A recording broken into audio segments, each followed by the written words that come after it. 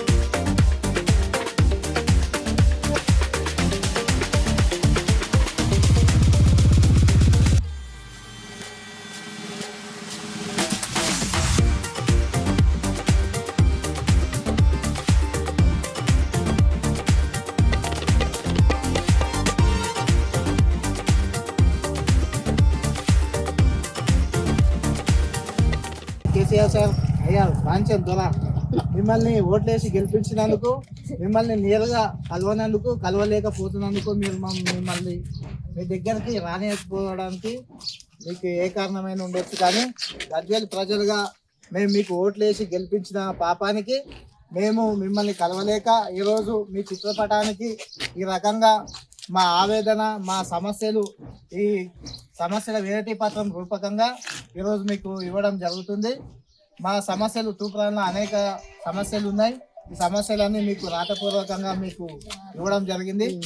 మా సమస్యలు ఇప్పటికైనా తెలుసుకొని మీరు ఫామ్ హౌస్ నుండి బయటకు వచ్చి మా విలేజ్లలో, గ్రామాలలో పర్యటించి మా గజ్వేల్ ప్రజల సమస్యలు పరిష్కరించి మీరు మమ్మల్ని చల్లగా చూస్తారని, మా సమస్యలన్నీ మా రేవంత్ రెడ్డి గారి దృష్టికి తీసుకెళ్తారని మేము భావిస్తున్నాం.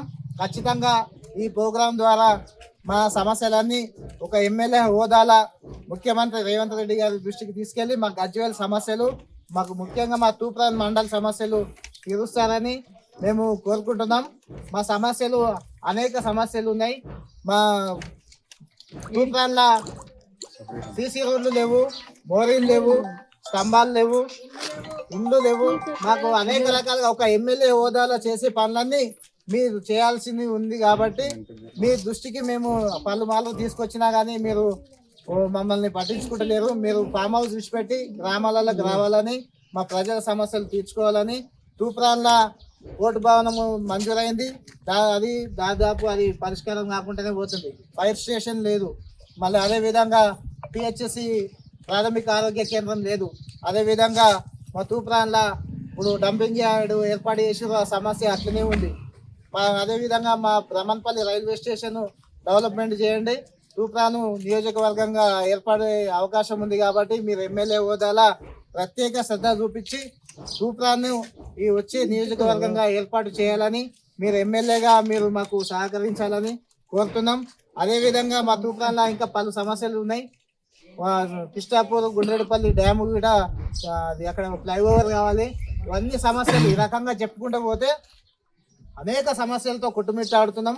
మా గజ్వేల్ ప్రజలము మాకు మీరు గ్రామాలలో పర్యటించి మా సమస్యలు పరిష్కరిస్తారని మేము ఈ సందర్భంగా మేము కోరుకుంటున్నాం. ఫామ్ హౌస్ విడిచిపెట్టి ఇదే విధంగా నిత్య జీవితంలో కూడా ఫామ్ హౌస్ విడిచిపెట్టి గ్రామాలలో పర్యటించి మా ప్రజల సమస్యలు తెలుసుకుంటాడని, ప్రజల కోసం పనిచేస్తాడని, మా సమస్యలన్నీ మా ముఖ్యమంత్రి రేవంత్ రెడ్డి గారి దృష్టికి తీసుకెళ్తాడని ఈరోజు ఆయన చిత్రపటానికి, ఆయనను గెలిపించిన పాపానికి, ఆయనను నేరుగా కలవలేక ఆయన చిత్రపటానికి ఈరోజు మా సమస్యలన్నీ వినతి పత్రం రూపంలో ఈరోజు ఆయనకు అందజేయడం జరిగింది.